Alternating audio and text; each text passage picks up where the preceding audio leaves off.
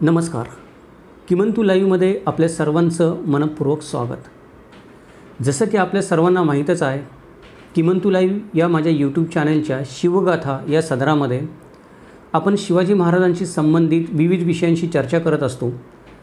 आणि जे काही आपल्या चॅनलचे सबस्क्रायबर्स आहेत, दर्शक आहेत, ते मला जे त्या अनुषंगाने प्रश्न विचारतात, त्या प्रश्नांची मला जसं शक्य होईल किंवा माझ्या नॉलेजप्रमाणे मी उत्तरं देण्याचा प्रयत्न करत असतो.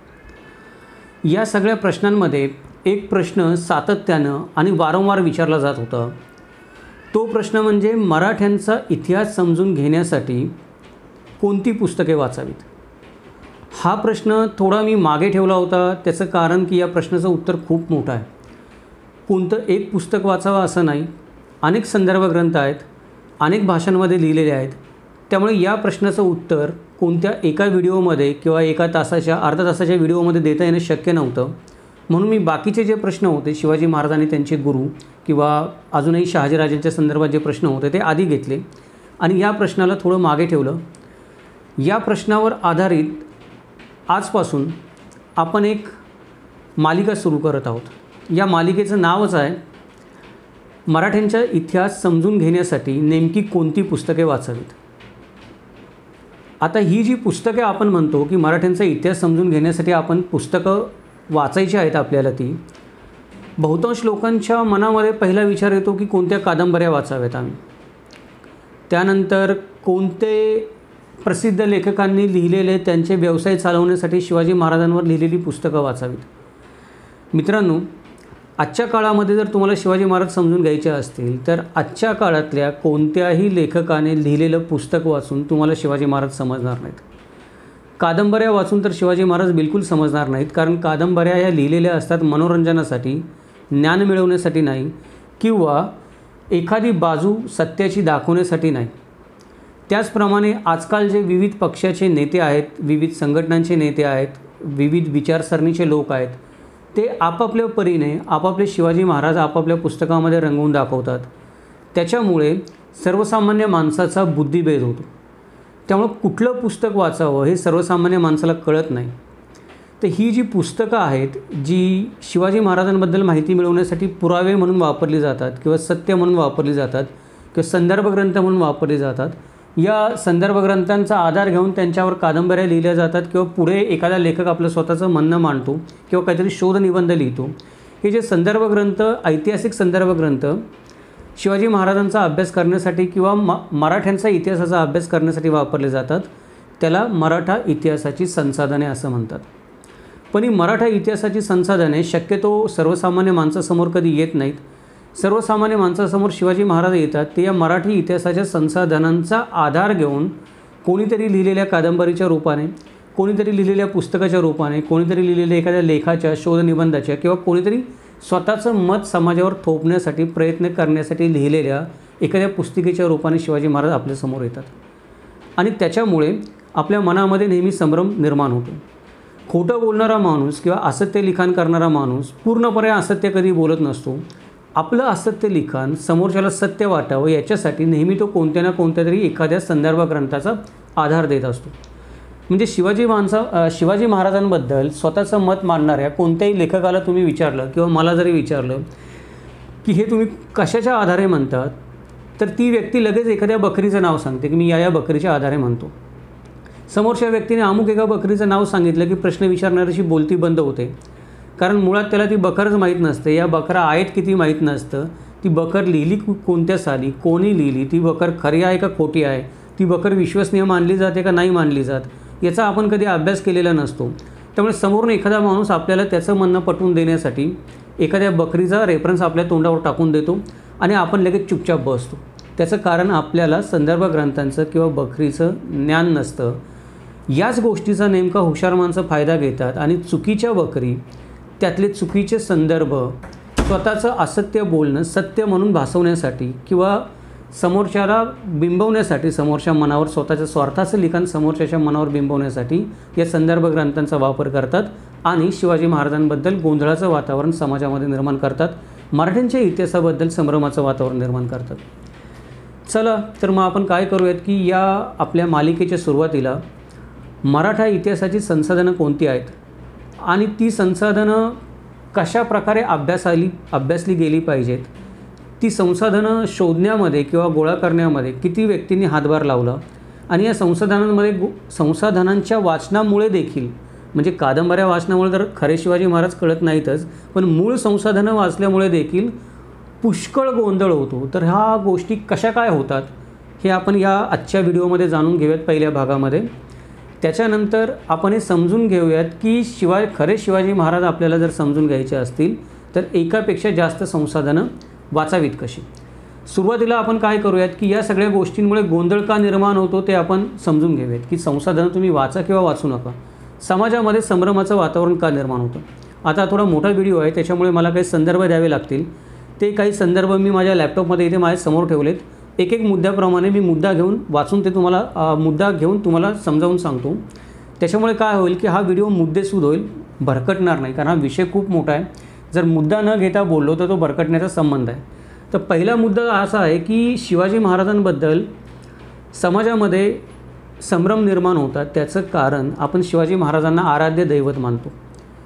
महाराष्ट्रामध्ये चुकूनही एखादा माणूस असा मिळणार नाही की ज्याची शिवाजी महाराजांवर श्रद्धा नाही आहे, ज्याची शिवाजी महाराजांवर आस्था नाही आहे.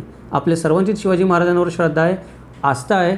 शिवाजी महाराजांबरोबरच शहाजीराजेंना, संभाजीराजेंना, राजाराम महाराजांना, त्यानंतर पहिल्या शाहू महाराजांना देखील आपण तितकंच मानतो. पण या सगळ्या लोकांना जरी आपण मानत असलो, मनापासून आपण आपली श्रद्धा त्यांच्या ठायी ठेवली, तर या सगळ्या लोकांच्या आयुष्याबद्दल किंवा इतिहासाबद्दल आपल्याला खरं ज्ञान किती आहे हा प्रश्न जर विचारला तर ज्ञान असणारी माणसं या महाराष्ट्रामध्ये आजही हाताच्या बोटावर मोजणे इतकीच मिळतील. याचं कारण असं आहे की आपण सगळेच जण शिवाजी महाराजांच्या पुतळ्यांचे अनुयायी जास्त आहोत, आपण त्यांच्या विचारांचे अनुयायी नाही आहोत. आपल्याला शिवाजी महाराजांचे पुतळ्यांचं पूजन करायला आवडतं, पण आपल्याला शिवाजी महाराजांचे विचार अंमलात आणण्यासाठी, ते विचार काय आहेत हे शिकण्यासाठी मेहनत करायला आवडत नाही. त्याच्यामुळे काय होतं की जे लोक शिवाजी महाराजांचा स्वतःच्या संघटनेसाठी, स्वतःच्या वैयक्तिक स्वार्थासाठी, स्वतःच्या पक्षासाठी वापर करून घेत असतात, ते लोक नेहमीच आपल्याला शिवाजी महाराजांच्या नावाने आपला भ्रमनिरास करतात, शिवाजी महाराजांच्या नावाने आपला बुद्धिभेद करतात, शिवाजी महाराजांच्या नावाने आपला वापर करून घेतात. मग आता ही समस्या का निर्माण होते? ही समस्या निर्माण होते कारण आपल्या समाजामध्ये आपल्या प्रत्येकाचा स्वार्थाचा एक शिवाजी आहे. एकेरी उच्चार केल्याबद्दल रागावू नका, कारण जेव्हा आपण एखादा बखरकार किंवा इतिहासकार जेव्हा पुस्तक लिहितो त्यावेळेला दरवेळी त्याला छत्रपती शिवाजी महाराज असं म्हणणं किंवा लिहिणं शक्य नसतं, ते रिपिटेटिव्ह होतं. त्यामुळे तो एकेरी उल्लेख होतो. आस्था, श्रद्धा, आदर माझ्या मनात देखील आहे. कधीकधी ही पुस्तकं फार वाचल्यामुळे कधीकधी मुखामधून एकेरी उल्लेख निघून जातो, कारण ते वाचलेलं तोंडामध्ये येत असतं. त्यामुळं विषय हा आहे की आपल्या प्रत्येकाच्या स्वार्थाचे एक स्वतःचे शिवाजी महाराज आहेत. म्हणजे माझा जो स्वार्थ आहे त्याचाही मी एक पुतळा बनवतो आणि त्या पुतळ्याप्रमाणे शिवाजी महाराज आहेत असं समोरच्याच्या मनावर भासवायचा प्रयत्न करतो. मग माझा कधी राजकीय स्वार्थ असतो, माझा सामाजिक स्वार्थ असतो, माझा आर्थिक स्वार्थ असतो. शिवाजी महाराजांचा पुतळा बनवण्यामागे माझा कुठला नाही कुठला तरी स्वार्थ असतो. शिवाजी महाराजांच्या पुतळ्यासमोर झुकण्यामागे पण माझा कुठला नाही कुठला तरी स्वार्थ असतो. आजच्या काळामध्ये शिवाजी महाराजांचा निखालस भक्त असणारा माणूस शोधणं अवघड झालेलं आहे. कोण कुठल्या गोष्टीसाठी शिवाजी महाराजांचं नाव वापरत असेल आणि कोण कुठल्या गोष्टीसाठी शिवाजी महाराजांचा वापर करत असेल हे सांगणं अवघड झालेलं आहे. मग या सगळ्या गोष्टी करण्यासाठी, शिवाजी महाराजांचा वापर करण्यासाठी आपल्या स्वार्थाचे शिवाजी महाराज कसे खरे आणि दुसऱ्याच्या स्वार्थाचे शिवाजी महाराज कसे खोटे हे करण्यासाठी मग पालखी सोहळे आरंभले जातात, राज्याभिषेक सोहळे केले जातात, शिवजयंत्यात 2-2, 3-3 वेळा साजऱ्या केले जातात.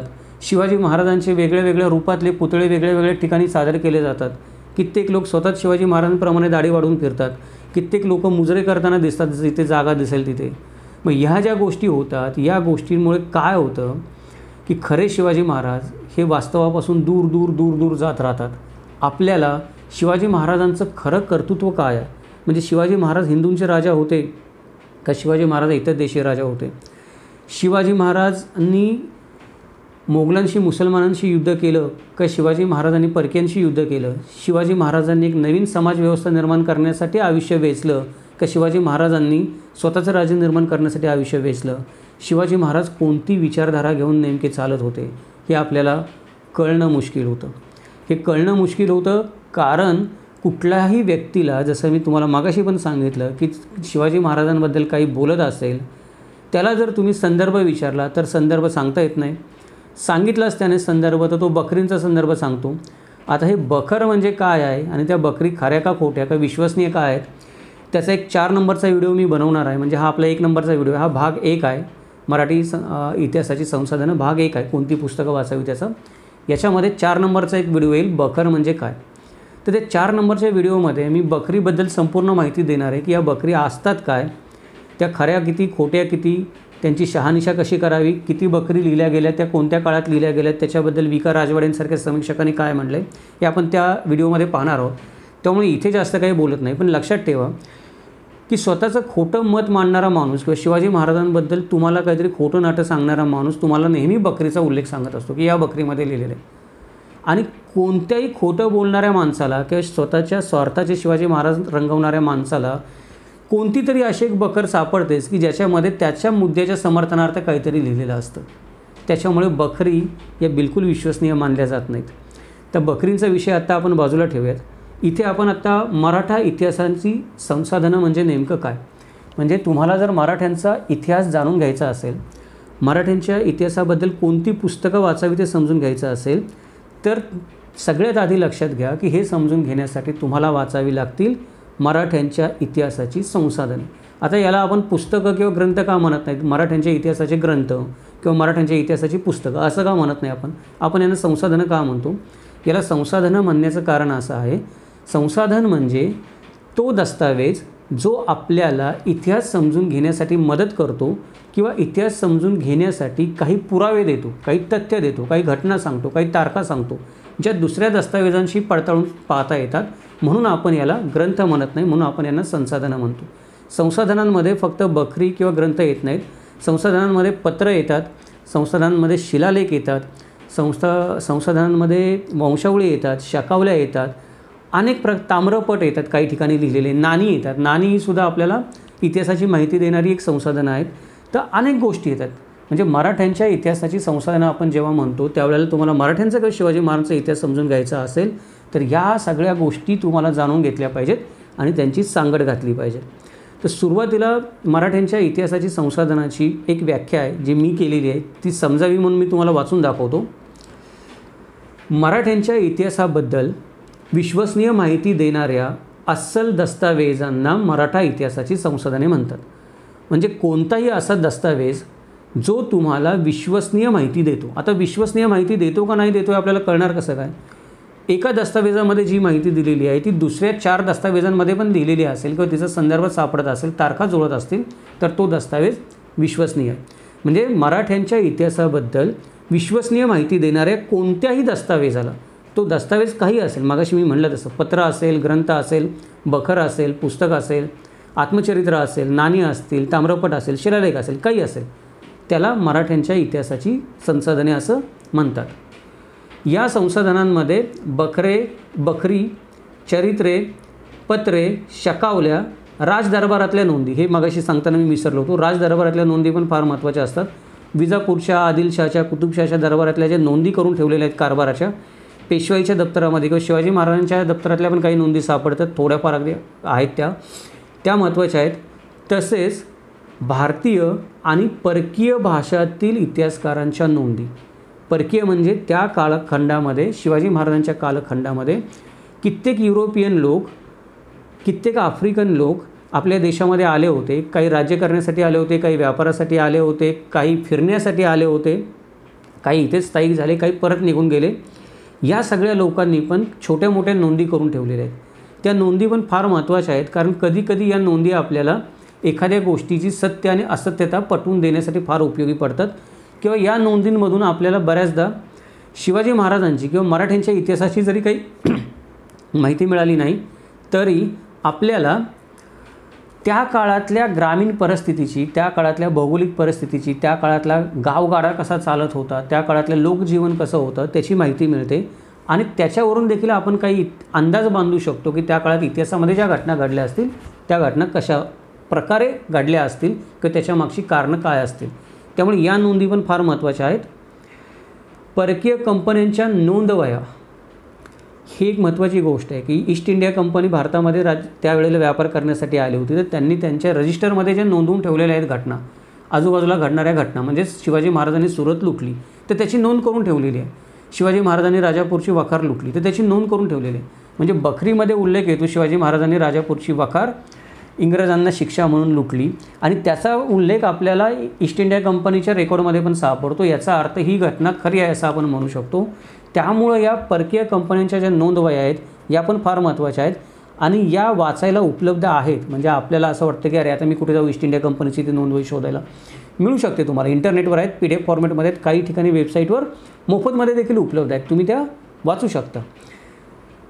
शिलालेख, ताडपत्रे अशा अनेक गोष्टींचा मराठांच्या इतिहासाच्या संसाधनामध्ये अंतर्भाव होतो. म्हणजे या ज्या सगळ्या गोष्टी मी सांगितल्या, बखरी, चरित्रे, पत्रे, शकावल्या, राजदरबारातल्या नोंदी, भारतीय तसेच परकीय भाषातील इतिहासकारांच्या नोंदी, प्रवास वर्णने, परकीय कंपन्यांच्या नोंदवह्या, शिलालेख, ताडपत्रे, नाणी, याच्या व्यतिरिक्तही अजून एखादी गोष्ट असेल जी कापडावर लिहिलेलं एखादं चित्र असेल, कापडावर काढलेलं एखादं चित्र असेल, कापडावर लिहिलेला पण एखादा मजकूर असेल, कोणतीही गोष्ट जी तुम्हाला विश्वसनीय माहिती देते ती प्रत्येक गोष्ट मराठ्यांच्या इतिहासाची संसाधनं आहे. म्हणजे आता तुम्ही थोडंफार तुम्हाला विषयाचा आवाका लक्षात आलेला असेल. एक कादंबरी वाचून शिवाजी महाराज कधी समजणार नाहीत. तुम्हाला जर खरे शिवाजी महाराज समजून घ्यायचे असतील, शिवाजी महाराजांचं कार्याचा उद्देश समजून घ्यायचा असेल, शिवाजी महाराजांच्या कार्याचा आवाका समजून घ्यायचा असेल, समकालीन विचारवंत, समकालीन प्रवासी, परकीय लेखक, शिवाजी महाराजांचे शत्रू, शिवाजी महाराजांचे इतिहासकार, शिवाजी महाराजांबद्दल काय म्हणतात, हे सगळं तुम्ही समजून घ्यायचं असेल तर एवढं सगळं वाचल्याखेरीज तुम्हाला खरे शिवाजी महाराज कळणार नाहीत. आणि हे असंच आहे की आपण म्हणतो की टाकीचे घाव सोसल्याखेरीज शानपण येत नाही, त्यातला प्रकार आहे. म्हणजे स्वतः मेल्याखेरीज स्वर्ग दिसत नाही असं पण म्हणतात त्याला. खरोखर जर तुम्ही शिवाजी महाराजांचे भक्त असाल आणि तुम्हाला खरे शिवाजी महाराज समजून घ्यायचे असतील तर तुम्हाला एवढ्या सगळ्या गोष्टी वाचाव्या लागतील. आणि हे वाचण्यामध्ये तुमच्या आयुष्याची 2 वर्ष तरी जातील, समजून घेण्यामध्ये पुढची 3 वर्ष जातील. म्हणजे 5 वर्ष तुम्हाला शिवाजी महाराजांसाठी किंवा मराठ्यांच्या इतिहासासाठी द्यावी लागतील. फक्त एक कादंबरी वाचून किंवा फक्त एक बखर वाचून जर कोणी म्हणत असेल की मला शिवाजी महाराज समजले तर तो माणूस खोटं बोलतो आहे असं समजायला काही हरकत नाही. मी यातली बऱ्यापैकी पुस्तकं वाचली आहेत, सगळे वाचलेत असं मी म्हणत नाही. मला काही गोष्टी मिळाल्या नाहीत वाचायला आणि काही आहेत माझ्याकडे पण वाचायला अजून मला वेळ झालेला नाही आहे. पण पुष्कळ पुस्तकं मी वाचली आहेत, पण ती कितीही वाचलं तरी मला आजही अपूर्ण वाटतं. प्रत्येक नवीन गोष्ट वाचल्यानंतर मला शिवाजी महाराजांबद्दल किंवा मराठ्यांच्या इतिहासाबद्दल एक नवीन बाजू कळते जी अंधारात होती, जी माझ्या आजपर्यंत कधी विचारात आली नाही. त्यामुळे माझी तुम्हाला सगळ्यांना अशी विनंती आहे की आपण सर्वांनी मिळून कधीही या भ्रमामध्ये राहायला नको पाहिजे किंवा राहायला नाही पाहिजे. आपण सगळ्यांनी मिळून माझ्यासहित आपण सगळ्यांनी मनामध्ये ही भावना नेहमी ठेवली पाहिजे की पुष्कळ गोष्टी आजही वाचण्यासाठी, विचार करण्यासाठी, शिक्षणासाठी, शिकण्यासाठी उपलब्ध आहेत मराठ्यांच्या इतिहासाबद्दल. मराठ्यांच्या इतिहासामध्ये फक्त शिवाजी महाराजांचा इतिहास येत नाही, तर मराठ्यांच्या इतिहासामध्ये विजयनगरच्या साम्राज्यापासून ते 1857च्या बंडापर्यंत सर्व इतिहास येतो. मग ही फक्त मी तुम्हाला यादी सांगितली शिवाजी महाराजांच्या पुस्तकांची, तर हे एवढं सगळं वाचायचं म्हटलं तर मग किती होईल. त्यामुळे आपण सगळ्यांनी नेहमी विनम्र राहिलं पाहिजे आपल्या मताबद्दल आणि कधीही ठामपणे असं नाही म्हटलं पाहिजे की ही गोष्ट अशीच असेल. एखादा नवीन पुरावा सापडेल, एखादी नवीन गोष्ट समजेल, एखाद्या नवीन माणसाने काहीतरी नवीन अभ्यास केलेला असेल तर त्याचा काहीतरी वेगळा अर्थ निघेल. त्यामुळे आपण सर्वांनी नेहमी शिवाजी महाराजांचा किंवा मराठ्यांच्या इतिहासाचा अभ्यास करताना नेहमी काय केलं पाहिजे, विद्यार्थी दशेमध्ये राहिलं पाहिजे. आपण सर्वांनी कधी गुरु होता कामा नये की मला सगळं कळालं, असं होणं शक्य नाही. वि. क. राजवाडेंनी त्यांचं संपूर्ण आयुष्य खर्ची घातलं तरी वि. क. राजवाडे आयुष्याच्या शेवटपर्यंत म्हणत होते की मला अजून बरंच काही शिकायचं आणि बरंच काही समजून घ्यायचं राहून गेलं, बरेच पुरावे शोधायचे राहून गेले.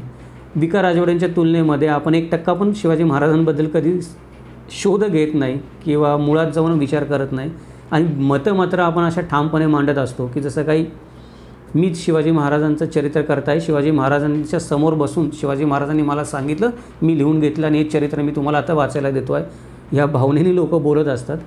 या भावनेने लोक बोलत असतात त्याचं कारण मी तुम्हाला सांगितलं, कारण त्यांना स्वतःची शिवाजी महाराज बाजारामध्ये विकायचे असतात आणि म्हणून ते हट्ट धरून बसलेले असतात की माझेच शिवाजी महाराज खरे आहेत. ज्या माणसाला शिवाजी महाराजांवर खरोखर प्रेम आणि निष्ठा आणि आत्मीयता आहे तो मनुष्य नेहमी म्हणेल की मला कळलेले शिवाजी महाराज एवढे एवढे आहेत. आज आता आपण या मालिकेमध्ये या विनम्र भावनेने आपण मला जेवढे शिवाजी महाराज कळलेले आहेत तेवढ्या शिवाजी महाराजांची चर्चा करण्याचा प्रयत्न करणार आहोत. तुम्हाला अजून नवीन काही शिवाजी महाराज कळले असतील किंवा ही मालिका चालू असेल तेव्हा तुम्हाला अजून मला काही प्रश्न विचारायचे वाटले तर तुम्ही मला नक्की विचारा. आता याच्यामध्ये मराठा इतिहासांच्या संसाधनाची आपण व्याख्या बघितली तर ही संसाधनं आहेत किती उपलब्ध, म्हणजे मुख्य संसाधनं कुठली आहेत. फुटकळ गोष्टी जर तुम्ही घेतल्या तर त्या अगणित होतील, म्हणजे मोजता येणार नाहीत. पण जे मुख्य ग्रंथ किमान ज्यांना इतिहासकार मान्यता देतात संसाधनं म्हणून, जे वाचले गेले पाहिजेत, जे विद्यापीठाच्या अभ्यासक्रमामध्ये पण घेतले गेलेले आहेत की त्यांचा उल्लेख केलेला आहे की हे ग्रंथ वाचले गेले पाहिजेत, ते ग्रंथ किती आणि कोणत्या भाषेतले आहेत त्याचे मी तुम्हाला थोडं वाचून सांगतो. की मराठ्यांच्या इतिहासाबद्दल विश्वसनीय माहिती देणारे अस्सल संसाधनांमध्ये 13 बखरी आहेत. म्हणजे मराठी भाषेमध्ये लिहिलेल्या 13 वेगळ्या वेगळ्या बखरी आहेत, या वेगळ्या वेगळ्या कालखंडामध्ये लिहिल्या आहेत, त्या तुम्हाला वाचाव्या लागतील. त्यानंतर काही शकावल्या आहेत ज्या वेगवेगळ्या घराण्यांनी लिहिलेल्या आहेत, त्यांच्या असतील त्या. वेगवेगळ्या घराण्यांच्या वंशावळ्या आहेत, म्हणजे मराठा सरदारांनी घोरपड्यांची असेल, भोसलेंची असेल, या वंशावळ्या आहेत. त्यानंतर जयदेंची असेल, या वंशावळ्यांमध्ये पण आपल्याला एक वेगळा इतिहास दिसतो, एक वेगळं चित्र दिसतं. म्हणजे त्या त्या घराण्यांनी त्यांच्या घराण्यांची जी वंशावळ लिहिली त्याची माहिती लिहिली, शकावली लिहिली, करिना लिहिला, त्याच्यामधून एका वेगळ्या दृष्टीने आपल्याला इतिहास दिसतो. कारण मी नेहमी बाजी घोरपडेंकडे बघताना मी नेहमी शिवाजी महाराजांच्या दृष्टीने बघतो, पण बाजी घोरपडे शिवाजी महाराजांकडे काय दृष्टीने बघत होते किंवा शहाजीराजांकडे काय दृष्टीने बघत होते हे आपल्याला ते घोरपड्यांचा इतिहास किंवा वंशावळी वाचल्यानंतर कळतं. त्यामुळे हे पण महत्त्वाचं आहे. 13 बखरी, शकावल्या, वंशावळ्या, शेकडो पत्र आहेत. म्हणजे शिवाजी महाराजांबद्दल माहिती देणारी इतर राजांच्या तुलनेने खूप कमी पत्र उपलब्ध आहेत, तरी पण शेकडो पत्र उपलब्ध आहेत की जे आपण वाचू शकतो. त्याच्यानंतर संस्कृतमध्ये लिहिलेले 4 ग्रंथ आहेत, ते 4 ग्रंथ वाचणं गरजेचं आहे. त्याची नावं मी नंतर सांगेन आणि त्या प्रत्येक ग्रंथाचा आपण रिव्ह्यू पण करणार आहोत की त्या ग्रंथामध्ये काय वाचावं, कसं वाचावं, किती खरं किती खोटं. म्हणजे इथे जे आपण आता मी वर्णन करतो आहे या प्रत्येक ग्रंथाचा एक ग्रंथाचा आपण रिव्ह्यू करणार आहे आणि एक ग्रंथाचा रिव्ह्यूचा आपण एक व्हिडिओ बनवणार आहे. त्यामुळे त्याच्याबद्दल आपण नंतर चर्चा करू. आत्ता जर बोलायला लागलो तर हा व्हिडिओ खूप मोठा होईल. म्हणून 13 बखरी, शकावल्या, वंशावळ्या, शेकडो पत्र, 4 संस्कृत ग्रंथ, 6 पर्शियन ग्रंथ आहेत. हे पर्शियन ग्रंथ कोण आहेत? शिवाजी महाराजांचे जे शत्रू होते, आदिलशाह होता, मोगल होते, कुतुबशाह होते, या सगळ्या शत्रूंच्या इतिहासकारांनी लिहिलेले हे ग्रंथ आहेत किंवा त्या त्या बादशहाच्या चरित्रकारांनी लिहिलेले हे ग्रंथ आहेत. पण हे ग्रंथ पर्शियन भाषेमध्ये लिहिले आहेत. पण हे ग्रंथ पण वाचणं फार गरजेचं आहे, कारण याच्यामुळं आपल्याला शिवाजी महाराजांचं मोठेपण कळतं. आमचे शिवाजी महाराज मोठे म्हणून शिवाजी महाराज मोठे होत नाहीत. शिवाजी महाराजांचे शत्रू शिवाजी महाराजांचं काय मोठेपण सांगतात, त्याच्यामुळे शिवाजी महाराज किती मोठे ते सिद्ध होतं. या ग्रंथांमध्ये शिवाजी महाराजांची किंवा शहाजी महाराजांची बहुतेक वेळेला अवहेलना केलेली असेल, पण त्या अवहेलनेमधून पण शत्रू शिवाजी महाराजांना किती मोठं समजत होता किंवा संभाजी महाराजांबद्दल काय विचार करत होता, शहाजीराजांची किती जरब होती, या गोष्टी आपल्याला पर्शियन ग्रंथामधून कळतात. त्यामुळे हे वाचणं पण गरजेचं आहे. त्यानंतर 5 फ्रेंच ग्रंथ की त्या कालखंडामध्ये वेगवेगळ्या फ्रेंच अधिकारी वेगवेगळ्या ठिकाणी होते, त्यांनी पण काही ना काही त्यांचे ग्रंथ लिहून ठेवले. त्या ग्रंथामध्ये पण आपल्याला शिवाजी महाराजांचा उल्लेख सापडतो. ते 5 फ्रेंच ग्रंथ पण आपल्याला वाचणं गरजेचं आहे. 3 पोर्तुगीज ग्रंथ वाचणं गरजेचं आहे. या 3 पोर्तुगीज ग्रंथांमध्ये एक गमतीचा भाग असा आहे की शिवाजी महाराजांचं पहिलं चरित्र कुणी लिहिलं असा जर प्रश्न विचारला तर बहुतेक लोक आज बाबासाहेब पुरंदरे म्हणतील, कारण त्याच्या पुढे आपली झेप जात नाही शक्यतो. पण विषय निघाला म्हणून सांगतो की शिवाजी महाराजांचं पहिलं चरित्र एका पोर्तुगीज ग्रहस्थानं गोव्याच्या लिहिलं होतं, ते पण शिवाजी महाराजांच्या मृत्यूनंतर. आणि त्यानं असा त्यावेळी दावा केला होता की मी शिवाजी महाराजांचा पहिला चरित्रकार आहे. म्हणजे गंमत बघा, आज आपण म्हणतो की आमचे शिवाजी महाराज, पण त्या आमच्या शिवाजी महाराजांचं चरित्र लिहिण्याचा दावा करणारा माणूस पोर्तुगीज आहे आणि तो शिवाजी महाराजांच्या मृत्यूनंतर लगेच चरित्र लिहितो. त्या चरित्राची पण आपण चर्चा करणार आहोत जेव्हा आपण 3 पोर्तुगीज ग्रंथ कुठले लिहिले गेले ते पाहू तेव्हा. त्यानंतर 13 इंग्रजी ग्रंथ आहेत वेगळे वेगळे, काही शिवाजी महाराजांच्या काळातले असतील, काही नंतर वेगवेगळ्या परकीय इतिहासकारांनी लिहिले असतील वेगवेगळ्या काळामध्ये. पण हे 13 इंग्रजी ग्रंथ शिवाजी महाराजांना समजून घेण्यासाठी वाचणं फार गरजेचं आहे. त्याच्यामध्ये ईस्ट इंडिया कंपनीचे काही दस्तावेज आणि रेकॉर्डसुद्धा आहेत, जे जसं मी म्हणलो तसं. त्यानंतर 2 डच ग्रंथ आहेत. हे 2 डच ग्रंथ पण वाचणं आपल्याला गरजेचं आहे. म्हणजे सगळे मिळून हे किती ग्रंथ झाले बघा, 13 आणि 4 17 आणि 6 23 आणि 5 24 25 26 27 28 आणि 3 29 30 31 31 आणि 13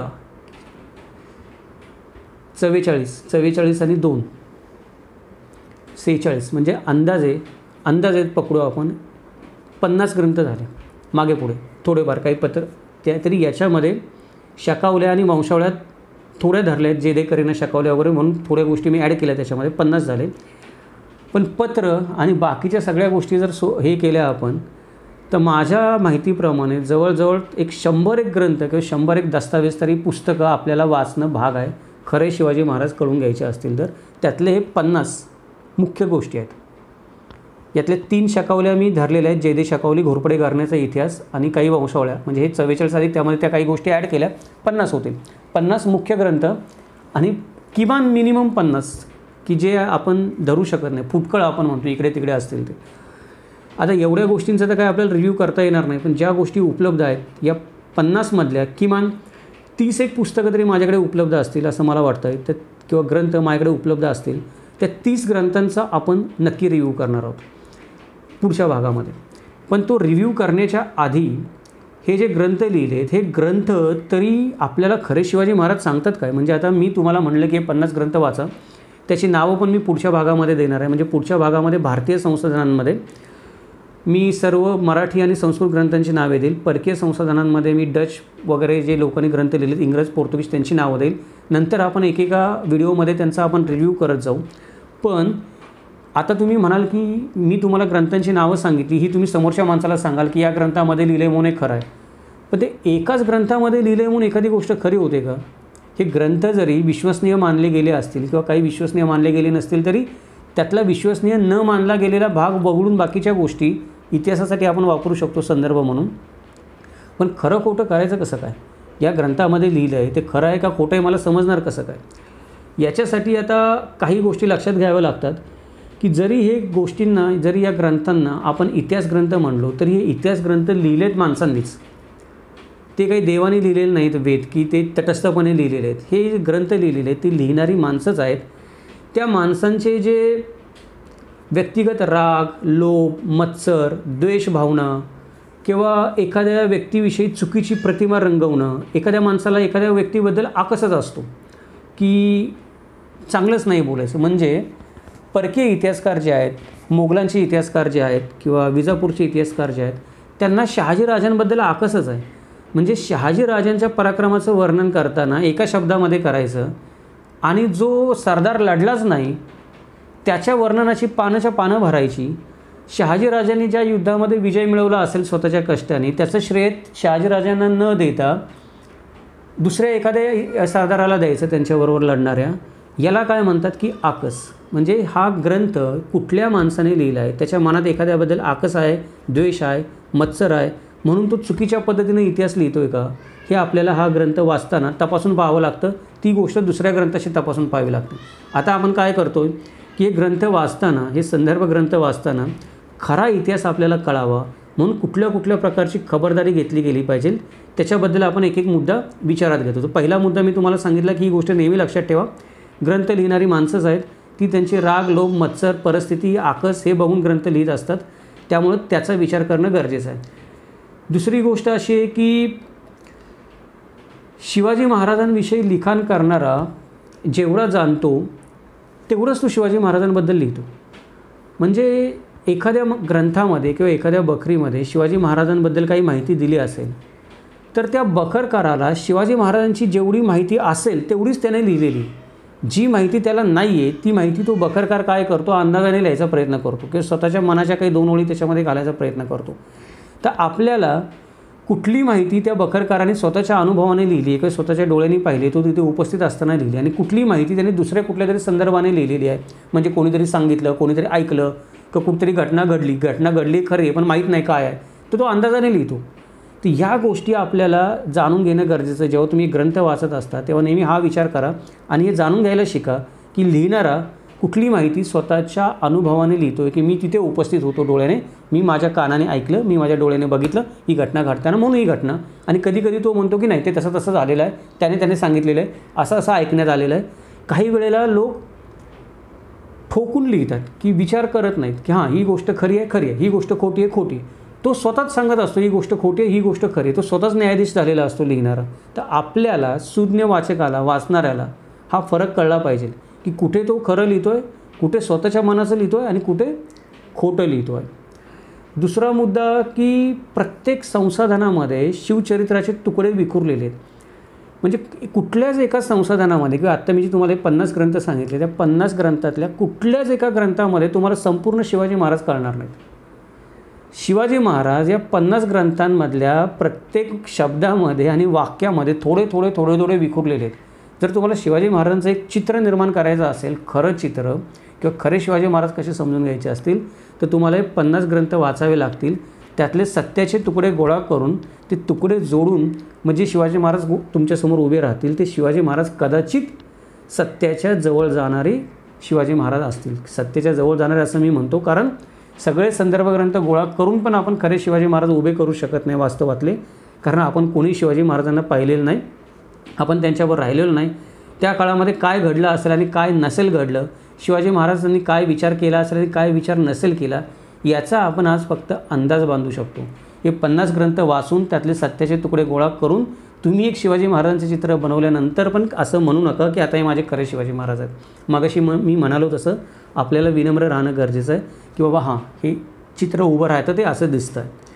त्याच्यानंतर अजून एक गोष्ट आपल्याला लक्षात ठेवायला लागते की हे जे लोक असतात हे बखरकार असतील किंवा इतिहासकार असतील किंवा कवी असतील त्या काळात लिहिणारे, यांच्या सगळ्या ग्रंथांमध्ये विसंवाद आहेत की हा कवी हे लिहितो, एकच घटना आहे त्याच्याबद्दल, हा कवी हे लिहितो, दुसरा कवी ते लिहितो.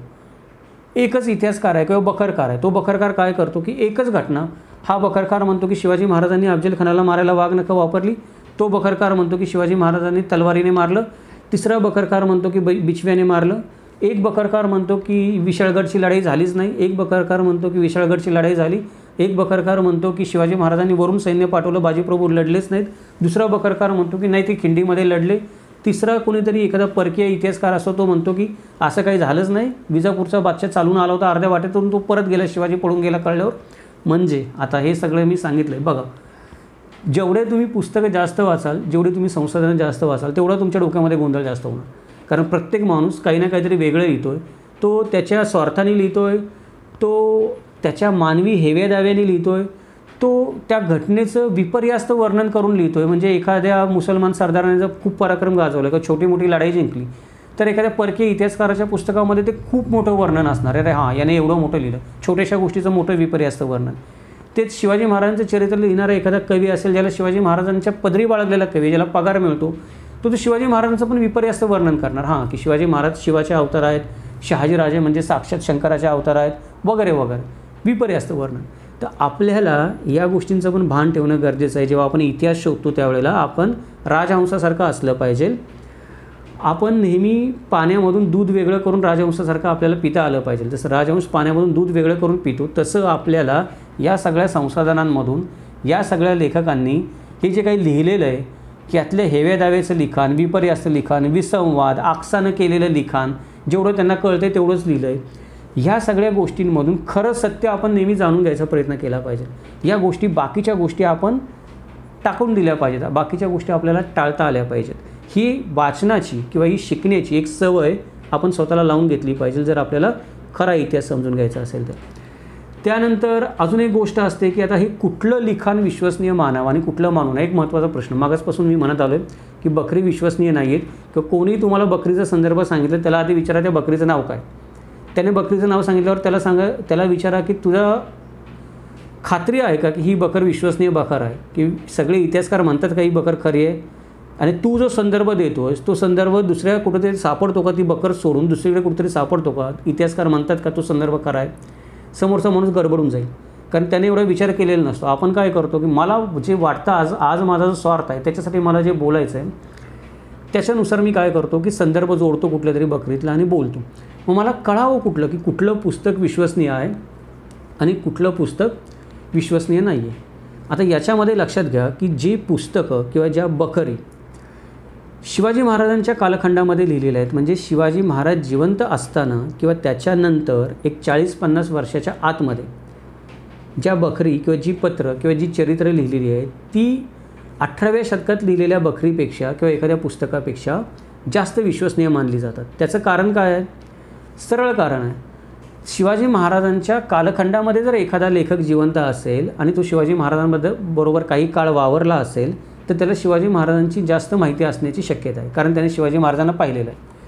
त्याच्यानंतर शिवाजी महाराजांचा मृत्यू झाल्यानंतरही 40-50 वर्षानंतर एखाद्या माणसाने एखादी बखर किंवा पुस्तक लिहिलेलं असेल तरी देखील त्याच्यामध्ये सत्याचा अंश असण्याची जास्त शक्यता आहे, कारण त्याने शिवाजी महाराजांना ओझरता का होईना कधीतरी पाहिला असणार आहे आणि शिवाजी महाराजांच्या बरोबर राहिलेल्या काही माणसांच्या सानिध्यात तो आलेला असणार आहे. त्यामुळे त्याला खऱ्या खोट्या गोष्टींची माहिती जास्त असणार आहे. म्हणजेच शिवाजी महाराजांच्या मृत्यूनंतर 14 वर्षांनी लिहिलेली सभासदाची बखर ही जास्त विश्वसनीय समजली जाते सगळ्या बखरींमध्ये. त्याचं कारणच हे आहे, ती पहिली बखर आहे, तो पहिला दस्तावेज आहे, ते पहिलं संसाधन आहे जे शिवाजी महाराजांच्या मृत्यूनंतर लगेच लिहिलं गेलेलं आहे किंवा शिवाजी महाराजांच्या कालखंडाच्या जवळ आहे. तेच 18व्या शतकात लिहिलेली मल्हार रामराव चिटणीसाची बखर ही तितकीशी विश्वसनीय समजली जात नाही किंवा कित्येक इतिहासकार त्या बकरीला खोटी बखरच म्हणतात की त्यात सांगोवंगीच्या गोष्टी पार आहेत. असं का होतं तर 18व्या शतकात एखादा माणूस शिवाजी महाराजांबद्दल लिहितो जे शिवाजी महाराज 16व्या शतकात जन्माला आले तर तो काही पाहायला गेला नाही शिवाजी महाराजांना. त्याने काय केलं आहे की त्याला जे काही दस्तावेज सापडले ते दस्तावेज त्याने घेतले, त्या दस्तावेजांवर त्याने स्वतःचा विचार केला, डोकं चालवलं, त्याच्यामध्ये स्वतःचे काहीतरी रागलोक घातले त्याने. त्यानंतर अजून काहीतरी त्याच्या मनामध्ये नवीन विचार आले शिवाजी महाराजांना चिकटवावसे, ते त्याने ते विचार शिवाजी महाराजांना चिकटवले आणि मग त्याने एक नवीन बखर लिहिली. असं 18व्या शतकामध्ये होऊ शकतं. त्यामुळे 16व्या शतकात लिहिलं गेलेलं पुस्तक हे 18व्या शतकात लिहिलं गेलेल्या पुस्तकापेक्षा इतिहास संशोधनामध्ये शिवाजी महाराजांच्या किंवा मराठ्यांच्या इतिहासाबद्दल जास्त विश्वसनीय मानलं जातं. कुठलाही माणूस तुम्हाला जेव्हा पुस्तकाचा संदर्भ देईल शिवाजी महाराजांसंदर्भात बोलताना तेव्हा त्याला विचारा की हे पुस्तक कितव्या काळात लिहिलं गेलेलं आहे, कुठल्या काळात लिहिलं आहे, कुठल्या शतकात लिहिलं आहे, त्याच्यावर त्याची विश्वसनीयता ठरते. आणि दुसरी विश्वसनीयता ठरते ते पुस्तक लिहिलं आहे कोणी. म्हणजे पुस्तक लिहिणाऱ्या माणसाला लोक इतिहासकार म्हणतात का, हे जग त्या व्यक्तीला इतिहासकार म्हणून मान्यता देतं का की हां ही व्यक्ती इतिहासकार आहे, ही व्यक्ती संदर्भासहित इतिहासाची मांडणी करते, ही व्यक्ती पुराव्यानिशी इतिहासाची मांडणी करते, ही व्यक्ती तर्काने आणि लॉजिकने इतिहासाची मांडणी करते, ही व्यक्ती शक्यतो खोटं नाटक किंवा स्वतःच्या मनाचं काही बोलत नाही किंवा पुराव्याखेरीज बोलत नाही, असं ते पुस्तक लिहिणाऱ्या व्यक्तीबद्दल मत आहे का समाजामध्ये. बऱ्याचदा लोक काय करतात की जी व्यक्ती निखालच खोटी व्यक्ती असते, जिची काही एक विश्वसनीयता नसते, तिच्या पुस्तकाचा रेफरन्स स्वतःचं म्हणणं खरं म्हणून दाखवण्यासाठी देतात. मल्हार रामराव चिटणीसाच्या बाबतीमध्ये ही गोष्ट खरी आहे. खोटं बोलणारे मी तुम्हाला आज इथे व्हिडिओवर ऑन एअर खात्रीने सांगतो की मल्हार रामराव चिटणीसाची बखर ही निखालच खोटी बखर आहे. ज्यावेळेला आपण त्या बकरीचा रिव्ह्यू करू त्यावेळेला आपण त्याच्याबद्दल बोलूच. संभाजी महाराजांबद्दल जेवढे गैरसमज पसरले ते मल्हार रामराव चिटणीसाच्या बकरीमुळे पसरलेले आहेत. अजूनही ज्या लोकांना शिवाजी महाराजांच्या इतिहासामध्ये काही स्थान नाही ते स्थान देण्यात आलेलं आहे ते मल्हार रामराव चिटणीसाच्या बकरीमुळे देण्यात आलेले, ते आपण रिव्ह्यू करू तेव्हा सिद्ध होईल. पण सांगण्याचा मुद्दा हा की इतक्या स्वच्छ उजेडामध्ये गोष्टी आहेत की ही व्यक्ती खोटी आहे इतिहास लिहिणारी, ही व्यक्ती लिहिलं पुस्तक खोटं आहे. पण ज्या माणसाला तुम्हाला खोटाच इतिहास सांगायचा असतो तो नेहमी या खोट्याच माणसाच्या बकरीचा रेफरन्स तुम्हाला देतो, खऱ्या पुस्तकाचा रेफरन्स देणार नाही. कोणताही माणूस ज्याला स्वतःच्या स्वार्थाचा शिवाजी तुमच्यावर थोपवायचा आहे लक्षात ठेवा, तो म्हणेल की मल्हार रामराव चिटणीसाने त्याच्या बकरीमध्ये लिहिलेलं आहे. तो कधीही म्हणणार नाही सभासदांनी लिहिलेलं आहे, तो कधीही म्हणणार नाही जदुनाथ सरकारांनी लिहिलेलं आहे. हे उदाहरण द्यायचं कारण म्हणजे विश्वसनीयता पुस्तकाची कशी पडताळून पाहावी. त्याच्यानंतर या बकरी किंवा पुस्तकांव्यतिरिक्त या बकरी एक प्रकारे शिवाजी महाराजांच्या मृत्यूनंतरच लिहिलेल्या आहेत. म्हणजे पहिली बखर शिवाजी महाराजांच्या मृत्यूनंतर 14 वर्षांनी लिहिली गेली. त्यामुळे या बकरींपेक्षा शिवाजी महाराज जिवंत असताना काही लिहिलं गेलं आहे का, तर हां लिहिलं गेलं. शिवाजी महाराज जिवंत असताना जवळजवळ 3 गोष्टी लिहिल्या गेलेल्या आहेत. एक आहे कवींद्र परमानंदांनी शिवाजी महाराजांचं संस्कृतमध्ये लिहिलेलं चरित्र, त्याला म्हणतात श्री शिवभारत. त्यानंतर राधा माधव विलास शंपू हा शहाजीराजांवर लिहिलेला जयराम पिंडे या कवीने एक ग्रंथ संस्कृतमधला. आणि तिसरं पर्नाळा आख्यानम म्हणून शिवाजी महाराजांवर त्याने लिहिलेला एक संस्कृत ग्रंथ. तर आता हे 3 ग्रंथ आहेत ते शिवाजी महाराज जिवंत असतानाच लिहिले गेलेले आहेत. त्यातले 2 ग्रंथ शहाजीराजांनी स्वतःच्या डोळ्यांनी पाहिलेले आहेत, कानाने ऐकलेले आहेत. एक ग्रंथ शिवाजी महाराजांनी स्वतःच्या डोळ्यांनी पाहिलेला आहे, कानाने ऐकलेला आहे. त्यामुळं या ग्रंथांमध्ये लिहिलेल्या गोष्टींची विश्वसनीयता जास्त आहे कुठल्याही नंतर लिहिलेल्या पुस्तकांपेक्षा. अशा रीतीने आपण काय करू शकतो की एखाद्या पुस्तकाची किंवा एखाद्या गोष्टीची विश्वसनीयता तपासून बघू शकतो. दुसरी गोष्ट विश्वसनीयता तपासण्याची काय आहे की समजा आता हे झालं पुस्तकाची विश्वसनीयता कशी तपासावी ते. त्याच्या पुढची गोष्ट की एखाद्या पुस्तकामध्ये काही गोष्टी लिहिलेल्या असतील त्या खऱ्या का खोट्या हे समजावं कसं. म्हणजे शिवाजी महाराजांचा जन्म कधी झाला ती मला शिवाजी महाराजांच्या जन्माची तारीख ठरवायची आहे, मी ठरवणार कशी. तो पण एक मोठा किस्सा आहे, म्हणजे तो एक मोठा इतिहासच आहे की वेगळा, की शिवाजी महाराजांच्या जन्माची तारीख कशी ठरवली आपण, तो एक मोठा इतिहासाचा भाग आहे. त्याच्यावर एक वेगळा व्हिडिओ बनवता येईल. जर तुमची इच्छा असेल तुम्ही मला सांगा, मी तो पण व्हिडिओ बनवेन की शिवाजी महाराजांची जन्मतारीख ठरवली गेली कशी काय. तर आता शिवाजी महाराजांची जन्मतारीख ठरवायची कशी, हा जेव्हा प्रश्न निर्माण होतो त्यावेळेला वेगवेगळ्या बखरींमध्ये लिहिलेल्या वेगवेगळ्या घटना, वेगवेगळ्या तारखा, वेगवेगळे संदर्भ, हे वेगवेगळ्या पत्रांमध्ये लिहिलेल्या तारखा घटना, शकावल्यांमध्ये लिहिलेल्या तारखा घटना, त्यानंतर परकीय इतिहासकारांनी लिहिलेल्या तारखा घटना याच्याशी जुळले पाहिजेत. म्हणजे कोणी शिवाजी महाराजांच्या जन्माची तारीख अमुक एक सांगत असेल आणि तसं अमुक एका पुस्तकामध्ये लिहिलं आहे म्हणून तो आपल्याला संदर्भ देत असेल की अमुक एक बकरीमध्ये हे लिहिलेलं आहे म्हणून शिवाजी महाराजांच्या जन्माची तारीख ही आहे, तर तीच गोष्ट इतरही अनेक पुस्तकांमध्ये आपण पडताळून पाहिली पाहिजे आणि त्याच्यामध्ये इतर अनेक संशोधनांमध्ये आपण पडताळून पाहिली पाहिजे आणि त्या संशोधनांमध्ये ती गोष्ट जुळली पाहिजे. जर ती गोष्ट जुळली तर ती गोष्ट खरी आहे, ती घटना घडलं हे सत्य आहे आणि ह्या पुस्तकामध्ये किंवा या बकरीमध्ये किंवा या संशोधनामध्ये जे लिहिलं आहे ते पण खरं आहे, ते पण विश्वसनीय आहे. म्हणजे एखाद्या पुस्तकामध्ये किंवा संशोधनामध्ये लिहिलेल्या गोष्टीची विश्वसनीयता तुम्हाला पडताळून पाहिजे असेल तर तुम्हाला या 50 पुस्तकांमध्ये पुरावे शोधत जावं लागेल आणि मग त्याचा सारांश काढून ती घटना खरी आहे का खोटी याच्याबद्दल आपल्याला काहीतरी आडाखा बांधता येईल.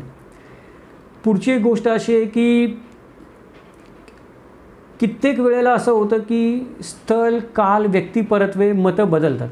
म्हणजे इतिहास लिहिणारा माणूस कुठे आहे. शिवाजी महाराजांचा इतिहास एका व्यक्तीनं बंगालमध्ये बसून लिहिला आहे, पर्शियन ग्रंथ आहे तो, आता मला नाव पटकन आठवत नाही त्याचं. पण बंगालमध्ये बसलेल्या माणसाला इकडे औरंगजेबाचं शिवाजी महाराजांशी युद्ध चाललं आहे किंवा संभाजी महाराजांशी युद्ध चाललं आहे त्याची किती माहिती असणार आहे. तो काही बघायला नाही आहे. त्याचा एक मनुष्य आहे, तो त्या युद्धामध्ये सामील आहे, तर तो जास्त चांगल्या प्रकारे लिहू शकतो. म्हणजे कोणत्या स्थळावरती व्यक्ती इतिहास लिहिणारी आहे, म्हणजे समकालीन व्यक्ती जरी असली, म्हणजे एक व्यक्ती आहे ती शिवाजी महाराजांची समकालीन आहे, आपण असं समजू की जयराम पिंडे ही शिवाजी महाराजांची समकालीन व्यक्ती आहे, पण ती आहे कुठे, शहाजीराजांच्या दरबारात कर्नाटकामध्ये, ती शिवाजी महाराजांबरोबर नाही आहे. त्यामुळे स्थळाचं जे अंतर पडतं त्या अंतरामुळं पण विश्वसनीयतेचा थोडाफार प्रश्न निर्माण होऊ शकतो किंवा त्या माणसाने लिहिलेल्या गोष्टीमध्ये पण सत्य असत्यामध्ये थोडंफार अंतर होऊ शकतं. कारण ती व्यक्ती समकालीन जरी असली तरी ती घटना बघायला त्या चरित्र नायकाच्या सोबत त्यावेळेला ती नसते.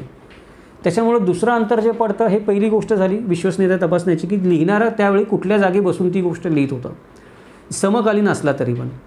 दुसरी गोष्ट की त्याने ती गोष्ट कुठल्या काळामध्ये लिहिली. मागाशी मी जसं म्हणलं तसं शिवाजी महाराजांच्या काळामध्ये लिहिली असेल, शिवाजी महाराज जिवंत असताना लिहिली असेल, शिवाजी महाराजांच्या मृत्यूनंतर 50 वर्षापर्यंत लिहिली असेल तर जास्त विश्वसनीय. आणि तीच गोष्ट आज 19व्या शतकामध्ये लिहिली असेल, 18व्या शतकामध्ये लिहिली असेल तर कमी विश्वसनीय. म्हणजे कोणी असं म्हणत असेल की मी शिवाजी महाराजांची बखर, आज मी असं म्हणतो की मी एक शिवाजी महाराजांची बखर लिहितो, ही माझी बखर आहे, मला जे शिवाजी महाराज कळले ते, पण माझी बखर किती विश्वसनीय आहे. सभासदाच्या बकरीपेक्षा ती कमीच विश्वसनीय असणार आहे जर मी संदर्भ दिले नाहीत कुठले. तर मी माझ्या मनाची बखर लिहिली, मी माझ्या मनाचे शिवाजी महाराज रंगवले, मी कुठलेही संदर्भ दिले नाहीत आणि मी म्हटलं की हे माझे शिवाजी महाराज आहेत, अशी एक बखर मी लिहिली ज्यात संदर्भ नाहीत कुठल्या पुस्तकांचे. या 50 ग्रंथांचा काही संदर्भ नाही, मला वाटलं ते शिवाजी महाराज मी लिहिले, तर माझी बखर आज विश्वसनीय आहे का, नाही आहे. कुठल्या काळामध्ये कुठली व्यक्ती कुठलं पुस्तक लिहिते आहे याच्यावर अवलंबून आहे की ते पुस्तक किती विश्वसनीय असणार आहे. म्हणजे स्थळ, काळ आणि व्यक्ती, मगाशी पण याचा मी उल्लेख केला की कोणती व्यक्ती पुस्तक लिहिते समोरच्या माणसाला नेहमी विचारा. त्या व्यक्तीबद्दल समाजात मत काय आहे ते तुम्ही समजून घ्या. त्या व्यक्तीला इतिहासकार म्हणून मान्यता मिळते का हे समजून घ्या. म्हणजे बखरकारांना लोक इतिहासकार म्हणत नाहीत, बखरींना लोक संदर्भ ग्रंथ ऐतिहासिक म्हणत नाहीत, कारण त्या बखरी म्हणजे एक आठवणींचा ठेवा असतो, त्याला कुठला रेफरन्स दिलेला नसतो. ज्याला जे आठवलं त्याने त्याची ती बखर लिहिली किंवा ज्याला जी कागदपत्र सापडली ती कागदपत्र त्याने घेतली, स्वतःचं डोकं चालवलं, त्याचा निष्कर्ष काढला, स्वतःला जे वाटलं ते लिहिलं, ती बखर झाली. ऐतिहासिक संदर्भ ग्रंथ असे नसतात. म्हणजे जी कोणी व्यक्ती ती पुस्तक लिहिते आहे त्या व्यक्तीची विश्वसनीयता किती आहे, ती व्यक्ती खरोखर इतिहासकार आहे का, ती व्यक्ती प्रवासी आहे का, ती व्यक्ती त्या काळामध्ये ती त्या जागी असलेली राजदूत आहे काय, ती व्यक्ती आत्मचरित्रकार आहे काय, त्या व्यक्तीला लिखाणाचा अनुभव आहे काय, त्या व्यक्तीने दुसरे जे काही ग्रंथ लिहिले त्या ग्रंथांची किती विश्वसनीयता आहे, ह्या सगळ्या गोष्टींवरून त्या व्यक्तीची विश्वसनीयता ठरते. म्हणजे आज जर तुम्ही मला विचारलं तर मी मराठीमध्ये वी.का. राजवाडेंना विश्वसनीय मानतो आणि अमराठी इतिहासकार जे आहेत त्याच्यामध्ये जदुनाथ सरकारांना मी बऱ्यापैकी विश्वसनीय मानतो, कारण मराठ्यांच्या इतिहासाबद्दल त्यांनी काही गोष्टी चुकीच्या लिहिलेल्या आहेत, कारण त्या कालखंडामध्ये त्यांच्याकडे ते पुरावे उपलब्ध नव्हते आणि परकीय इतिहासकारांची ग्रंथ त्यांना जास्त उपलब्ध झाले मराठी ग्रंथांपेक्षा. त्या काळामध्ये मराठी ग्रंथ किंवा पुरावे समोर आले नव्हते, मराठी संदर्भ ग्रंथ तेवढे समोर आले नव्हते जेवढे जगन्नाथ सरकारने जेव्हा लिहिलं त्यावेळेला. त्यामुळे त्यांना जो इतिहास लिहिला मराठ्यांचा तो त्यांनी काय केला, परकीय इतिहासकारांनी जे लिहिलं त्या भावनेतून त्या दृष्टीने बघून लिहिलं. त्यामुळे मराठ्यांच्या इतिहासाबद्दल लिहिताना त्यांच्याकडून काही चुका झालेल्या आहेत. तरी पण जदुनाथ सरकार नावाच्या माणसाने त्या चुका मुद्दामून केलेल्या नाहीत किंवा स्वतःचं मत रेटण्यासाठी केलेलं नाहीत. हे माझं म्हणणं नाही, हे जे मी म्हणतो त्याला बाकीचे 1000 लोक दुजोरा देतील की नाही, की जदुनाथ सरकार हे एक विश्वसनीय नाव आहे इतिहास लेखनामधलं. त्यामुळे असं काहीतरी नाव असलं पाहिजे. कोण व्यक्ती ते पुस्तक लिहिते, त्याची विश्वसनीयता समाजामध्ये किती हे आपण तपासून बघितलं पाहिजे. उद्या जर तुम्हाला एखादी खोटी गोष्ट सांगायची असेल तर मी माझ्या मनाची एखादी गोष्ट रंगवून सांगेल आणि त्याला संदर्भ मी कुठल्या तरी एखाद्या खोट्या लेखकाचा देईल ज्याची विश्वसनीयता नाही, ज्याच्या पुस्तकाची विश्वसनीयता नाही. पण तुम्हाला काय माहिती, तुम्हाला काय फक्त ते लेबल तुमच्या तोंडावर मी चिकटवलं की तुमचं तोंड बंद झालं. मग हे आपण काय केलं पाहिजे, नेहमी समजून घेतलं पाहिजे. कोणत्याही पुस्तकाची विश्वसनीयता पारखण्यासाठी स्थळ, काळ आणि व्यक्ती हे 3 निकष लावले पाहिजेत. आणि मागाशी मी जे काही म्हणलो त्या सगळ्या गोष्टी लिहिल्या, त्या सगळ्या गोष्टी लक्षात ठेवल्या पाहिजेत. आणि सारांश जर तुम्ही विचार करायचा म्हणलं की एका ओळीमध्ये जर सारांश सांगायचं म्हणलं तर सगळ्याच संशोधनांचा आपण अभ्यास केला पाहिजे. म्हणजे कुठलंही एक संशोधन वाचून आपण शिवाजी महाराजांबद्दल किंवा मराठ्यांच्या इतिहासाबद्दल मत ठरवू शकत नाही. किमान त्या 50 संशोधनांचा आपण अभ्यास केला पाहिजे. आणि या 50 संशोधनांमध्ये सत्य आपण आपल्या अभ्यासाने आणि विवेकाने शोधलं पाहिजे. कसं शोधलं पाहिजे की विवेकबुद्धी आपली जागृत असली पाहिजे, आपलं तर्क जागृत असला पाहिजे. आपण सत्य शोधताना नेहमी मेंदूने शोधलं पाहिजे, सत्य शोधताना भावनेने नाही शोधलं पाहिजे. भावनेने सत्य शोधणं म्हणजे काय की शिवाजी महाराज महान आहेत, काय ते आमच्या आहेत म्हणून महान आहेत. शिवाजी महाराज खरोखरच महान आहेत, पण ते आमच्या आहेत म्हणून महान आहेत म्हणल्याने काही सिद्ध नाही होत आहे. ते सिद्ध करावं लागेल ना. आपल्याला शिवाजी महाराजांच्या शत्रूंना पण आपल्याला सिद्ध करून दाखवायला लागेल की शिवाजी महाराज महान आहेत. ते भावनेने बोलून होणार नाही, ते आपल्याला बुद्धीनेच सिद्ध करून दाखवायला लागेल की शिवाजी महाराज महान आहेत. त्याच्यामुळे सत्य नेहमी बुद्धीने आणि तर्काने शोधलं पाहिजे. ते आपण हृदयाने विचार करून किंवा भावनेने नाही शोधलं पाहिजे. आता हे सत्य शोधण्यामध्ये जर काही लोकांची मी तुम्हाला नावं सांगतो की काही गोष्टी आहेत, काही लोकांनी खरोखर खूप परिश्रम घेतले मराठ्यांचा इतिहास समोर आणण्यासाठी. जर या व्यक्तींनी त्यांचं आयुष्य झिजवलं नसतं, परिश्रम घेतले नसते तर कदाचित आपल्यासमोर हा मराठ्यांचा इतिहास आला नसता. त्याच्यामध्ये एक नाव आहे की काशीनाथ साने, ज्यांचं नाव घेतलं जात नाही. काशीनाथ साने, विका राजवाडे, खरे, पारसनीस, बेंद्रे ही जी काही नावं आहेत, या लोकांनी सातत्याने तर्कपूर्ण विचार करून, पुराव्यांची छाननी करून, त्याच्यासाठी आयुष्य वाहून आपल्यासमोर त्यांचे निष्कर्ष समोर आणले. शिवाजी महाराजांबद्दलचे पुष्कळ गैरसमज दूर केले. तर ह्या सगळ्या लेखकांची पुस्तकं तुम्ही अवश्य वाचा. 19व्या शतकामध्ये काशीनाथ साने यांनी त्यांच्या काव्य इतिहास संग्रह म्हणून एक नियतकालिक प्रकाशित केलं होतं. आणि सलग 11 वर्ष या नियतकालिकामध्ये त्यांनी वेगवेगळे दस्तावेज जे त्यांना सापडले, म्हणजे कुठंही एखादा दस्तावेज मराठ्यांबद्दल सापडला असं कळालं की काशीनाथ सानेंनी तिकडे जावं, तो दस्तावेज घेऊन यावा, त्या दस्तावेज वाचावा, त्याची परत एकदा पुनर्मांडणी करावी व्यवस्थित, त्यातली अक्षरं नीट करावीत, खडाकोट नीट करावी आणि तो दस्तावेज नियतकालिकामध्ये प्रकाशित करावा सर्वसामान्यांना अभ्यासासाठी. मग त्याच्यामध्ये राजदरबारातल्या नोंदी असतील, पत्र असतील, शकावल्या असतील, अजून कुठं काही शिलालेखामध्ये सापडलं, कुठंही काही सापडलं की काशीनाथ सानेंनी 11 वर्ष हे मॅगझिन चालवलं, काव्य इतिहास संग्रह. आणि ते उपलब्ध देखील आहे, याच्यामध्ये PDF फॉर्मॅटमध्ये उपलब्ध आहे. तुम्हाला ते मिळेलसुद्धा इंटरनेटवर तुम्ही शोधलं तर वाचण्यासाठी. ही जी मेहनत त्यांनी केली 11 वर्ष, त्याच्यामुळं कितीतरी पुरावे नवीन उजेडात आले. त्यामुळे काशीनाथ सानेंचं पण याच्यामध्ये खूप मोठं योगदान आहे, जे नाव कदाचित तुम्ही आज पहिल्यांदाच ऐकलं असलं माझ्या तोंडातून बहुतेक लोकांनी, असं मला वाटतं. पण काशीनाथ सानेंना पण आपण या गोष्टीचं श्रेय दिलं पाहिजे. त्यानंतर विका राजवाडेंनी 1910 साली मराठा इतिहास संशोधन मंडळ स्थापन केलं आणि वेगळे शोध निबंध प्रकाशित करण्याचा धडाका लावला. जे कुठलं पुस्तक सापडेल, जे कुठला शिलालेख सापडेल, जे कुठलं ताम्रपट सापडेल, जे कुठला संस्कृत ग्रंथ सापडेल, कोणी असं म्हणावं की माझ्या घरामध्ये मराठ्यांच्या इतिहासासंदर्भात काहीतरी आहे, विका राजवाडेंनी उठावं, चपला पायात घालावेत, त्या माणसाच्या घरी चालत निघावं. म्हणजे विका राजवाडेंनी त्यांच्या आयुष्यामध्ये हा विचार कधी केला नाही की तो माणूस म्हणतोय ते त्याच्याकडे खरं असेल का खोटा असेल, खरंच असेल का नसेल, काय असेल, 2 पानं असतील का 2 शब्द असतील का मोठं पुस्तक असेल, असा विचारच केला नाही त्यांनी कधी. कोणी पण विका राजवाडेंना सांगावं की माझ्याकडे काहीतरी मराठ्यांच्या इतिहासाबद्दल आहे, विका राजवाडेंनी घरातून उठावं, किती पण मोठं अंतर असावं, त्याच्या घरी जावं, ते बघावं, डोकं घालावं, डोळे खर्च करावेत, त्याच्यावर अभ्यास करावा, विचार करावा, शोध करावा आणि ते परत सांगोपांग व्यवस्थित तर्कबुद्धीने विचाराने लिहावं आणि त्याच्यावर शोधनिबंध प्रकाशित करावा. असं विका राजवाड्यांनी त्यांचं आयुष्यभर संपूर्ण कार्य केलं. हे विका राजवाड्यांनी केलं नसतं कार्य, विका राजवाड्यांनी समीक्षा लिहिल्या नसत्या, एवढे शोधनिबंध प्रकाशित केले नसते, तर या नंतरच्या कालखंडामध्ये काशीनाथ साने, विका राजवाडे यांच्यासारख्या लोकांनी जे पुरावे उजेडात आणले, शोधनिबंध लिहिले, त्याच्यावर आधारित कादंबरीकारांनी कादंबऱ्या लिहिल्या आणि मग शिवाजी महाराज आपल्यासमोर आले. जर हे कामच या लोकांनी केलं नसतं, तर या लोकांनी आपलं आयुष्य वाहून घेतलं त्या गोष्टीसाठी अक्षरशः, आणि ते सगळे गोष्टी केल्या. तर ते विका राजवाड्यांच्या गोष्टी पण तुम्हाला महाराष्ट्र इतिहास संशोधन मंडळाच्या वेबसाईटवर बऱ्यापैकी भेटतील. अजून काही नसेल तुम्ही त्यांच्याशी संपर्क केला तर भेटतील ते शोधनिबंध. ते शोधनिबंधसुद्धा विका राजवाड्यांनी लिहिलेले तुम्ही मुळातून वाचा, की जे मूळ शोधनिबंध आहेत ते मुळातून वाचा विका राजवाड्यांनी लिहिलेले. ते आपण वरती आपली संशोधन 50 पुस्तकं आपण जी मराठा इतिहासाच्या संशोधनामध्ये धरली, त्यामध्ये शोधनिबंध आपण धरले नाहीत, हे वेगळे होते, पण हे वाचा तुम्ही विका राजवाड्यांनी लिहिलेले. काशीनाथ सानेंनी प्रकाशित केलेलं काव्यइतिहास संग्रह पण वाचा तुम्ही अवश्य. त्यानंतर मागाशी मी जी नावं घेतली, खरे, पारसनीस, बेंद्रे, त्यांनी लिहिलेली पुस्तकं देखील वाचा. तीसुद्धा एक प्रकारे एक मौलिक ठेवा आहेत मराठा इतिहासाचा अभ्यास करण्यासाठी. त्याच्या व्यतिरिक्त अजूनही काही परकीय अमराठी इतिहासकार आहेत, ठाकूर आहेत, रेलिंग्टन आहेत, पटवर्धन आहेत, अजून पुष्कळ नावं घेता येतील. जसं मी म्हणलो तसं त्या गृहस्थाचं नाव मी विसरलो, ज्याने शिवाजी महाराजांचं पहिलं चरित्र लिहिलं, पोर्तुगीज आहेत, काहीतरी आल्मेडा, विसरलं नाव मी आता कारण थोडं कॉम्प्लिकेटेड नाव आहे, ते मी तुम्हाला सांगेन. त्याचं पण पुस्तक तुम्ही वाचा. आणि या सगळ्या गोष्टी वाचल्यानंतर अजून काही संसाधनं तुम्ही तुमच्या परीनं गोळा करायचा प्रयत्न करा, असं मी तुम्हाला विनंती करतो. म्हणजे हे सगळं वाचल्यावर तुम्हाला असं वाटेल की अरे बापरे, दम लागला एवढं सगळं वाचून, आता काय अजून काय वाचायचं, तेव्हा अजून काय समजून घ्यायचं. पण मित्रांनो, परिस्थिती अशी आहे की शिवाजी महाराजांच्या संदर्भात जाणून घेण्यासाठी मुळामध्येच संसाधनांची कमी आहे आपल्याकडे.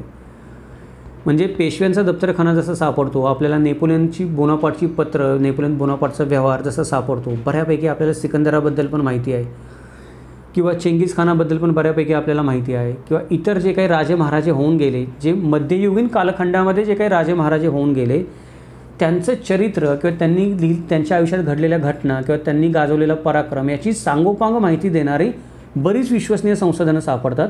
पण शिवाजी महाराजांच्या संबंधामध्ये ती संसाधनं सापडत नाहीत. त्याचं कारण काय आहे की बरीच कारणं आहेत ज्याच्यामुळे शिवाजी महाराजांचे बरेच दस्तावेज नष्ट झाले.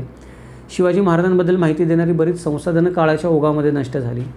त्यामुळे शिवाजी महाराज ही 50 संसाधनं वाचून आणि बाकीचे अजून मिसळून त्याच्यामध्ये मी म्हटलं 100 वाचून देखील पण अजून पुष्कळ काही कड्या इतिहासातल्या सुटलेल्या आहेत. तर ती संसाधनं आपल्याला शोधावी लागतील. ही संसाधनं नष्ट का झाली त्याची काही कारणं आहेत. संसाधनं नष्ट होण्याचं कारण काय आहे की मुळामध्ये काही संसाधनं निर्माणच झाली नाहीत. कारण शिवाजी महाराजांचा किंवा मराठ्यांच्या इतिहासाचा जो कालखंड होता तो एक नवीन राज्य निर्मितीचा कालखंड होता.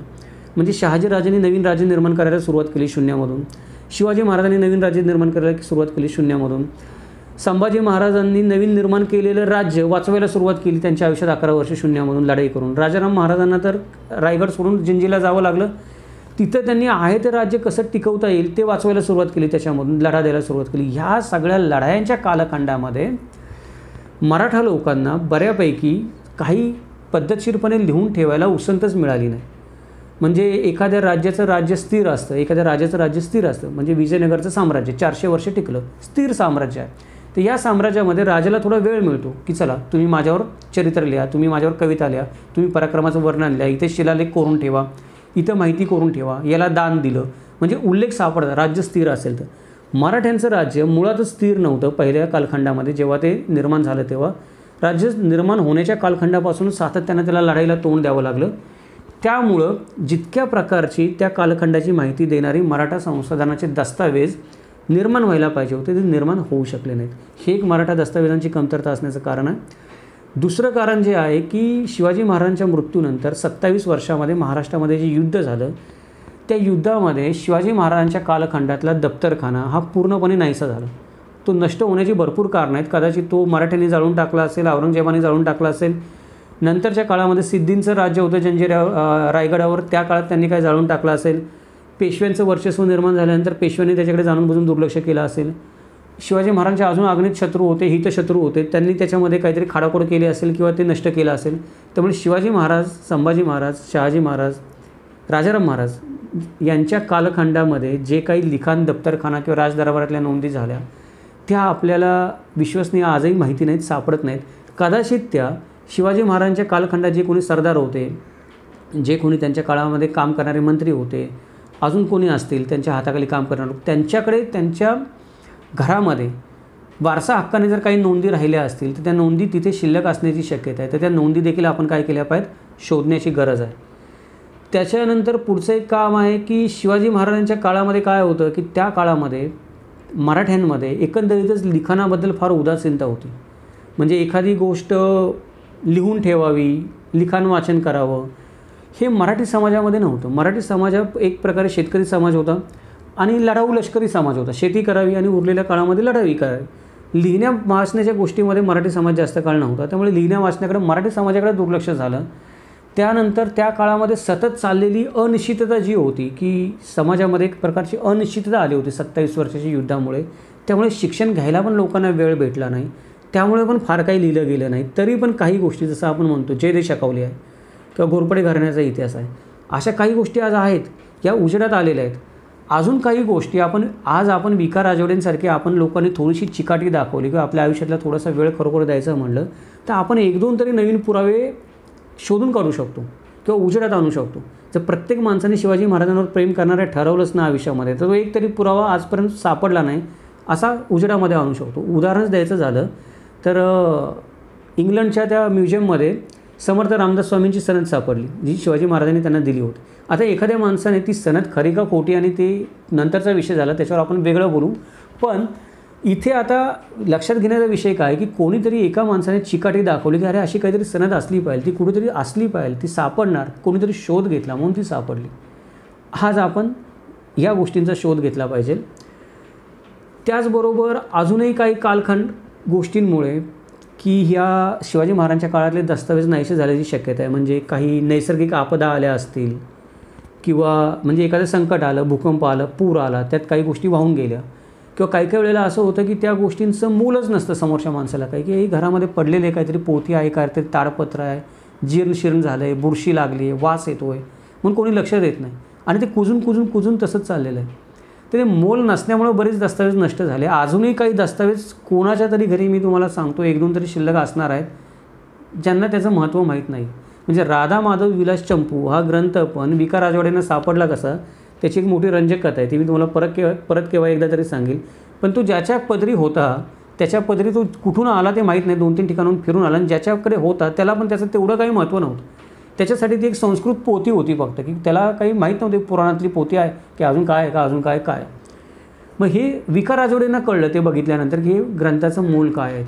तर आपण आज हे असे काही ग्रंथ कोणाच्या घरी असतील, कोणी लोक आज शिवाजी महाराजांच्या सरदारांचे किंवा शिवाजी महाराजांच्या पदरी काम करणाऱ्या व्यक्तींचे स्वतःला वंशज म्हणवत असतील, त्यांच्याकडे काही असेल, कुठे काही शिलालेख लिहून ठेवलेला असेल एखाद्या मंदिराच्या भोवती किंवा एखाद्या आपण म्हणतो की लढाई झाली असेल त्या ठिकाणी की एखाद्या किल्ल्याच्या भोवती एखादी विरगळ असेल किंवा एखाद्या गुहेमध्ये काही आपल्याला माहिती सापडली त्याच्या संदर्भाने, काही चित्र सापडली, छोटी मोठी पत्रं सापडली, भले एखादा न्यायनिवाडा असेल केलेला कोणत्या गोष्टीचा, तर हे शोधणं आजही गरजेचं आहे आणि ते शोधणं आपलं कर्तव्य आहे. आणि हे सगळं शोधून आपण या मराठी संसाधनांमध्ये परत ॲड केलं पाहिजे. हे ॲड केल्यानंतर आपल्याला शिवाजी महाराज नव्याने समजतील. आणि आता जरी एखादं जरी संसाधन घेतलं म्हणजे एखादा जरी ग्रंथ घेतला, उदाहरणार्थ सभासदाची बखर, तर सभासदाच्या बखरीवरून आपल्याला मराठ्यांचा इतिहास काय समजतो, सभासदाच्या बखरीवरून शिवाजी महाराज आपल्याला काय समजतात, हे जर बोलायचं म्हणलं किंवा याच्यावर पण विचार करून काही लिहायचं म्हटलं तर तो एक वेगळा समीक्षा ग्रंथ तयार होईल. त्यामुळे आता आपण इथे थांबूयात. पुढचा जो आपला व्हिडिओ येईल त्या व्हिडिओमध्ये मी काय करणार आहे तर भारतीय संसाधनं जी आहेत म्हणजे जी भारतीय भाषांमध्ये लिहिली गेली त्या भारतीय संसाधनांचा एक ओझरता उल्लेख करून देणार आहे की प्रास्ताविक म्हणजे बकरी, तर बकरींची नावं, सभासदाची बकर, तर तिची एक प्रस्तावना थोडक्यामध्ये की बकर काय, हिच्यामध्ये काय वाचलं जाऊ शकतं. त्यानंतर भाऊसाहेबांची बकर किंवा अजून दुसरी काही बकर असेल तर त्या बकरीचं नाव, चित्रगुप्ताची बकर, तर त्यामध्ये काय वाचावं, संस्कृत ग्रंथ राधा माधव विलास चंपू तो वाचावा कसा, त्यात माहिती कुठल्या प्रकारची, त्यातून काय समजून घ्यावं, असं भारतीय संसाधनं जी आहे त्या भारतीय संसाधनांची आपण पुढच्या व्हिडिओमध्ये थोडक्यामध्ये माहिती करून घेऊयात. 2 नंबरच्या व्हिडिओमध्ये. परवाच्या व्हिडिओमध्ये आपण परकीय संसाधनं जी लिहिली गेलेली आहेत त्यामध्ये इंग्रज ग्रंथ आहेत, डच ग्रंथ आहे, ते कोणी लिहिले, काय लिहिले, त्याच्यामध्ये काय आपल्याला आपल्या इतिहासासंदर्भात मराठ्यांच्या माहिती मिळते त्याचा थोडासा आढावा घेऊयात. चौथा जो व्हिडिओ मी तुम्हाला म्हणलं की त्याच्यामध्ये मी तुम्हाला बखर म्हणजे काय त्याचा आपण थोडा विचार करूयात, कारण बकरीच्या प्रकरणाबद्दल ना फारच गैरसमज आहे. त्यामुळे त्याच्याबद्दल एक व्हिडिओ छोटासा का होईना 15 मिनिटाचा बनवणं गरजेचं आहे. ते आपण 4थ्या व्हिडिओमध्ये समजून घेऊयात आणि 5व्या व्हिडिओपासून आपण एकेका ग्रंथाचा रिव्ह्यू करायला सुरुवात करूयात, एकेका पुस्तकाचा रिव्ह्यू करायला सुरुवात करूयात. पहिलं जे पुस्तक असेल त्याच्यामध्ये ते असेल सभासदाची बखर. तर आज आपण थांबूयात. आज जे काही आपण बोललो त्याचा सारांश एवढाच आहे की शिवाजी महाराज समजून घ्यायचे असतील तर कादंबऱ्या वाचल्या नाही पाहिजेत. मराठ्यांच्या इतिहासाच्या संशोधनाचा विचार केला पाहिजे. मराठ्यांचा इतिहास जरी समजून घ्यायचा असेल तरी ही मराठ्यांच्या इतिहासाचे संसाधनं जी आहेत 50 मुख्य ती वाचली पाहिजेत. उरलेली फुटकळ 50 आहेत ती पण वाचली पाहिजेत. आणि ही 100 वाचून झाल्यानंतर अजून स्वतःहून काही पुरावे दडपलेले असतील, लपलेले असतील, सापडलेले नसतील ते शोधून काढण्याचा प्रयत्न केला पाहिजे. हे एवढं सगळं केल्यानंतर कुठेतरी आपल्याला मराठ्यांचा इतिहास थोडाफार समजेल. आणि हे सगळं करताना आपण नेहमी विनम्रतेने राहिलं पाहिजे की मला जे समजलं तेच खरं, मला जे जाणवलं तेच खरं असं नाही म्हटलं पाहिजे. कित्येक गोष्टी आपण किती वाचले तरी आपल्या नजरेतून सुटून जाणार आहेत. त्यामुळे आपण विनम्रतेने असं म्हटलं पाहिजे की मला माझ्या ज्ञानाप्रमाणे जेवढं समजलं तेवढं मी तुमच्यासमोर मांडतो. बाकी आपण चर्चा करूयात, आपण ठरवूयात. तुम्हाला पण काही माहीत असेल तर सांगा. जे चित्र आज आपल्या डोळ्यासमोर उभं राहिले ते अधिकाधिक खरं कसं होईल त्याचा आपण सगळ्यांनी मिळून प्रयत्न करूयात. मराठ्यांच्या इतिहास समजण्यासाठी कोणती पुस्तके वाचावीत ही मालिका ही एका विचारानेच मी बनवत आहे की मला जे माहीत आहे ते मी तुमच्याबरोबर शेअर करतो, तुम्हाला जे माहीत आहे ते तुम्ही शेअर करा. आपण अधिकाधिक सत्याच्या इतिहासाच्या जवळ जाण्याचा प्रयत्न करूयात. 1 तास झालेला आहे नेहमीप्रमाणे. आपण आता इथे थांबूयात. उद्या भेटूयात. मराठा इतिहासाची संसाधने, भारतीय संसाधने कोणती आहेत त्या भारतीय संसाधनांचा आढावा घेऊयात. परत एकदा आपल्या सर्वांचे मनपूर्वक आभार. पुढचे सर्व व्हिडिओ पाहण्यासाठी माझ्या चॅनलला सबस्क्राईब करा आणि नोटिफिकेशन बटन ऑन ठेवा, कारण आता दर दिवशी व्हिडिओ येत राहतील. एकही व्हिडिओ यातला चुकवू नका. मी जे काही सांगतो ते फार खरं किंवा काही फार वेगळं जगाकडे सांगतो असं नाही, पण ज्या सिक्वेन्सने आपण चाललो आहे त्या सिक्वेन्सने बऱ्याच गोष्टी आपल्या सगळ्यांच्या लक्षात येतील. तुम्ही पण त्याच सिक्वेन्सने माझ्याबरोबर सहभागी असाल आणि तुम्ही मला काही प्रश्न विचारले, म्हणजे एखादी व्यक्ती या मालिकेमध्ये पहिल्यापासून शेवटपर्यंत सहभागी असेल आणि तिने काही प्रश्न विचारले तर मला खात्री आहे की नक्कीच मला पण 2 गोष्टी नवीन कळतील याच्यामधून. त्यामुळे आपण सर्वजण नोटिफिकेशन बटन ऑन ठेवा आणि या सर्व मालिकेमध्ये सहभागी व्हा. कोणताही भाग चुकवू नका. आपल्या सर्वांचे परत एकदा मनपूर्वक आभार हा व्हिडिओ ऐकल्याबद्दल आणि माझ्यावर एवढं प्रेम केल्याबद्दल नेहमीप्रमाणे. आणि त्या व्यक्तीचे देखील, त्या 10-12 व्यक्तींचे देखील आभार की ज्यांची आता नावं मी घेऊ नाही शकत सगळ्यांची इथे, पण त्यांनी मला सातत्याने पाठपुरावा केला की मराठ्यांच्या इतिहासासाठी कोणती पुस्तके वाचावीत. हे मला त्यांनी वेळोवेळी सतत आग्रह धरला त्या गोष्टीचा. त्यामुळे मी ही मालिका बनवू शकलो. परत एकदा आपल्या सर्वांचे आभार. धन्यवाद. जय महाराष्ट्र.